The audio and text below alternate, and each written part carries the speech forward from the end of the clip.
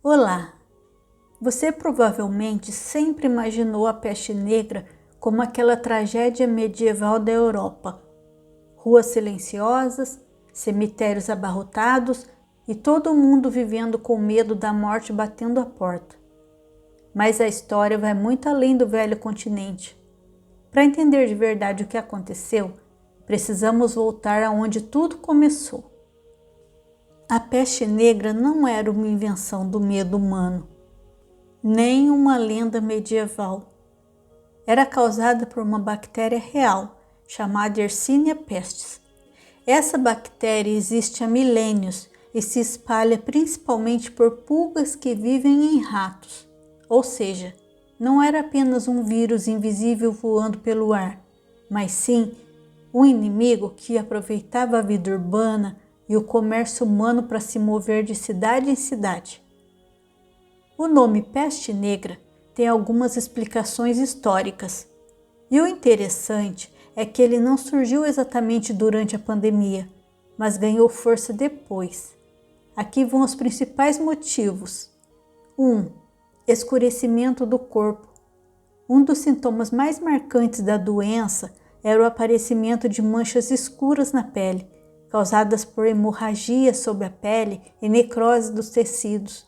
Em muitos casos, extremidades como dedos, nariz e orelhas ficavam enegrecidas, o que impressionava muito quem via. Esse visual forte ajudou a associar a doença à ideia de negra. 2. Associação com morte e medo. Na cultura europeia medieval, a cor preta estava fortemente ligada à morte, luto e escuridão espiritual.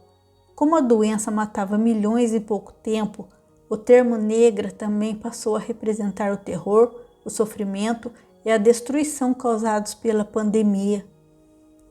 3. Origem do termo histórico. Curiosamente, durante o século XIV, as pessoas não chamavam a doença de peste negra. Termos como grande pestilência eram mais comuns. O nome peste negra surgiu mais tarde, a partir da expressão latina atra mors, que pode significar tanto morte terrível quanto morte negra, e acabou sendo traduzida e popularizada dessa forma ao longo dos séculos.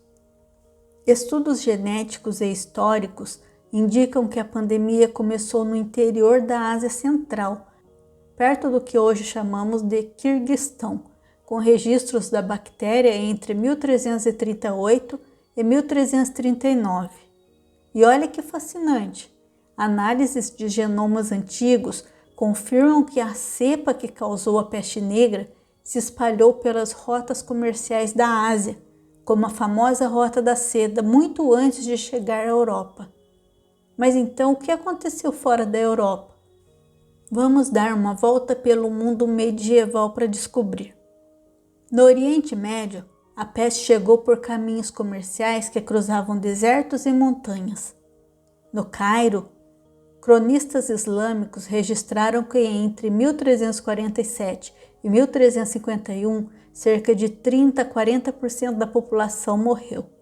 Estamos falando de pessoas de todas as classes, mercadores, artesãos, camponeses. Famílias inteiras desapareciam quase da noite para o dia. O comércio simplesmente parou. Os cemitérios se encheram rapidamente. E a população acreditava que a peste era um castigo divino. Por isso, muitos recorriam a orações coletivas, isolamento e rituais desesperados. Em cidades como Damasco e Bagdá, a situação era parecida.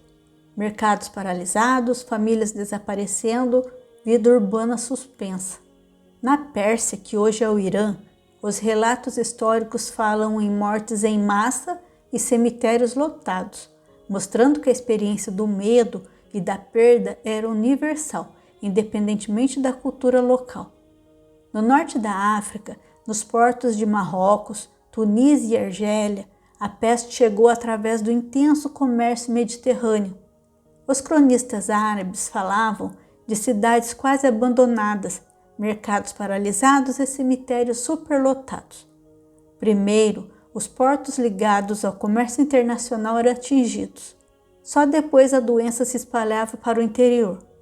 A vida mudava completamente. Economia destruída, sociedade em choque e população tentando entender um desastre que parecia inevitável. E na Ásia Central e Oriental? Mesmo com registros mais escassos, a peste deixou sua marca. Durante a dinastia Yuan na China, por exemplo, surtos da doença afetaram vilarejos e cidades, derrubaram a população e interromperam rotas comerciais. Relatos mongóis descrevem cidades inteiras entrando em colapso.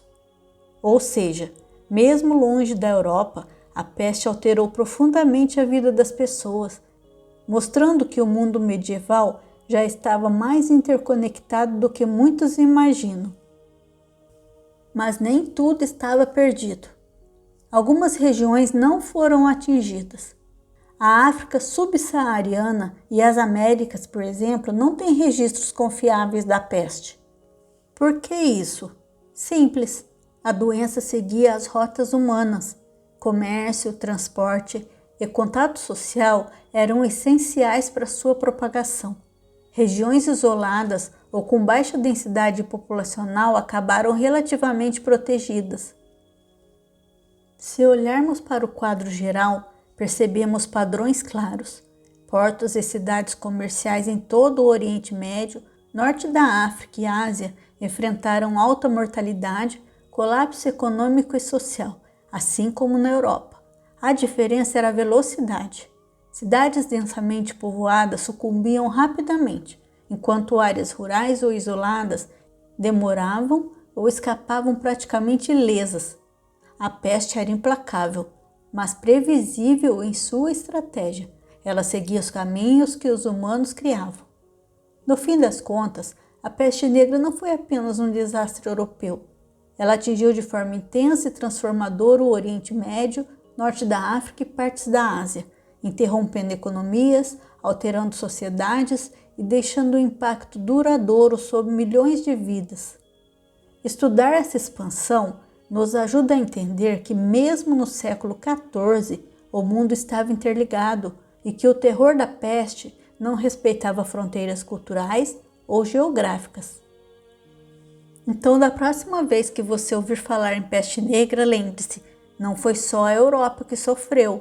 Essa pandemia conectou continentes, mudou sociedades e nos deixou lições sobre como as doenças e o comércio sempre caminharam juntos, algo que continua relevante até os dias de hoje.